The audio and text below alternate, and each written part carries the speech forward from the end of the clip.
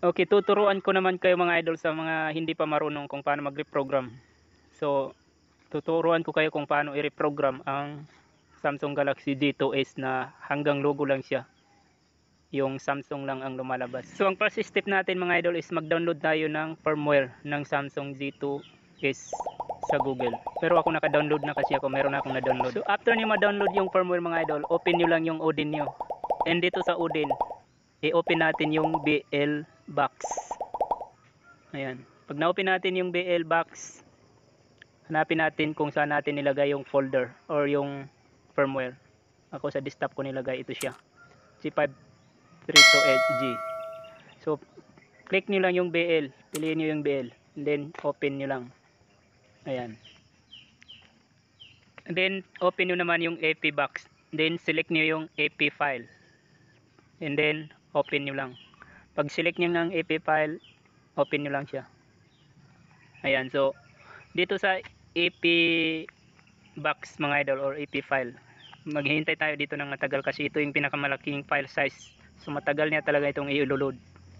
Pero tignan natin kung gaano niya katagal ito i-load. Hindi naman siguro ito aabot ng 1 minuto or 2 minuto.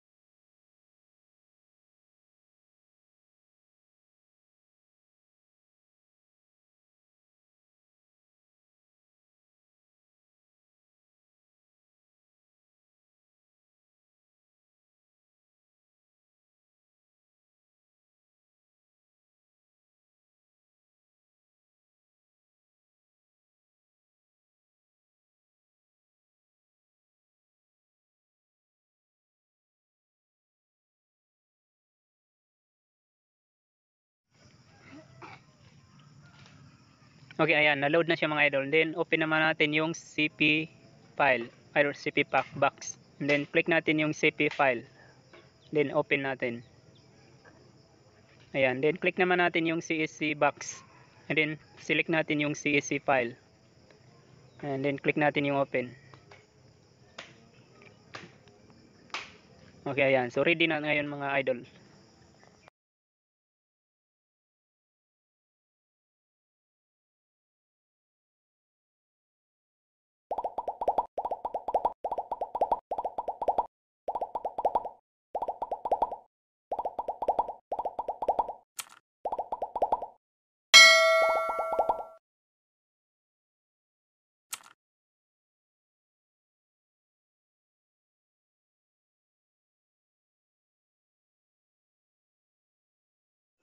Okay, so ang next step naman natin mga idol dahil ready na yung Odin natin is kukunin natin yung cellphone na i-reprogram natin.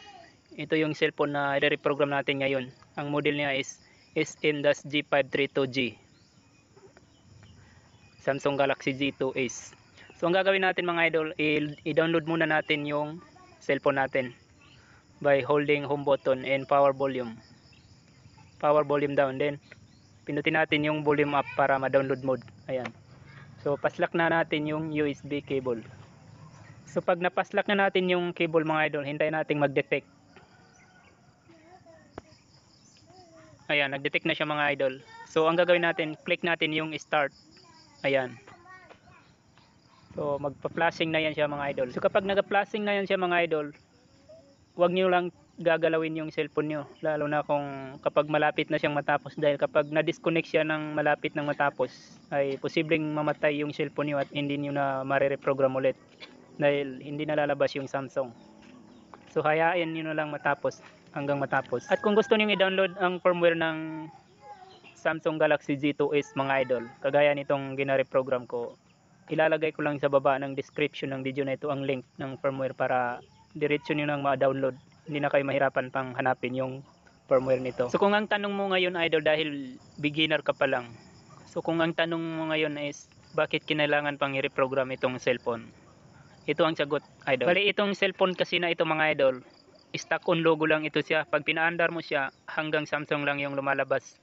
hindi siya magdiretso mag-andar. Ibig sabihin mayroon siyang problema sa program niya. So gi-format ko na ito pero hindi talaga siya madala ng format. Hindi talaga siya madali sa reformat. So kinailangan na talaga siyang i-reprogram. So dito sa reprogram, alam kong madadala na ito siya ngayon dito.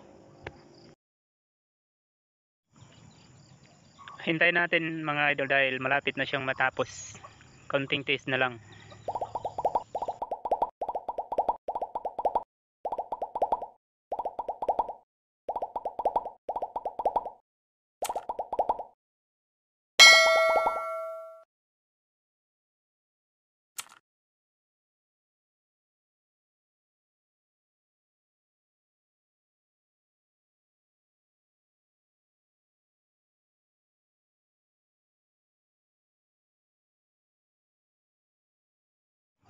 Ayan mga idol, malapit na talaga siyang matapos. So kapag natapos yan siya mga idol, automatic magre-restart yung cellphone natin.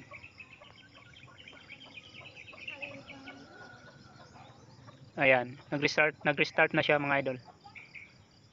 So ibig sabihin tapos na yung flashing niya.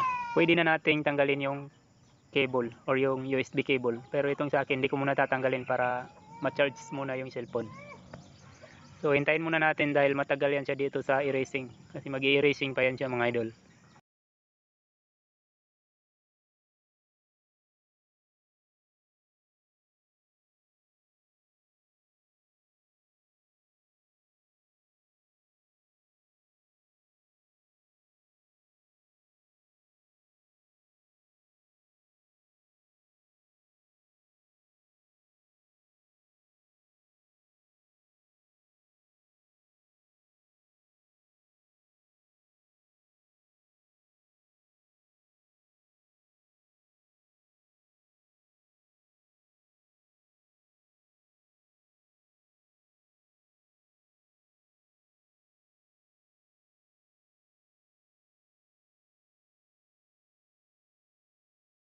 Okay, ayan.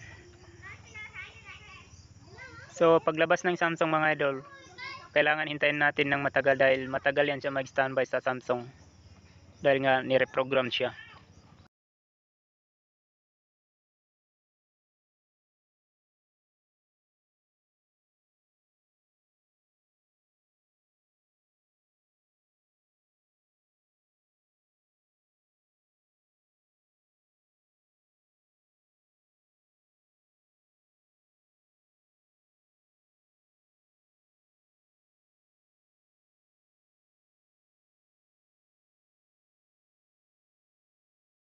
Okay, ayan. Okay na siya mga idol. So nawala na yung stock on logo niya mga idol. So ibig sabihin tested talaga itong firmware na ginamit natin mga idol. Pwede niyo itong gamitin sa mga cellphone yung G2S na ang on logo. So maraming salamat sa panonood mga idol. Sana ay nakatulong sa iyo o sana ay nagkaroon ka ng idea sa video na ito. At kung hindi ka pa nakasubscribe sa channel na ito, huwag kalimutang pindutin yung subscribe button at ang notification bell para lagi kang updated sa mga susunod pang video na i-upload ko. Maraming salamat.